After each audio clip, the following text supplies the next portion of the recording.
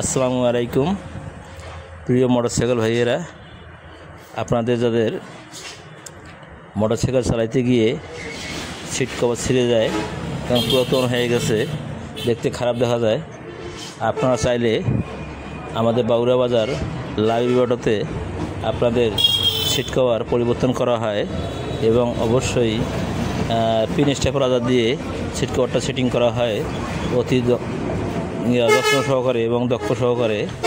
তো আপনারা চাইলে আমাদের এখানে এসে সিট কভারটা পরিবর্তন করে দিতে পারবেন। আপনাদের সিট কভার এবং সিট নতুনের মতন ঝকঝকা করে দেব। তো আপনারা অবশ্যই আমাদের ভিডিওটি ফলো করবেন এবং লাইক করবেন, শেয়ার দিবেন।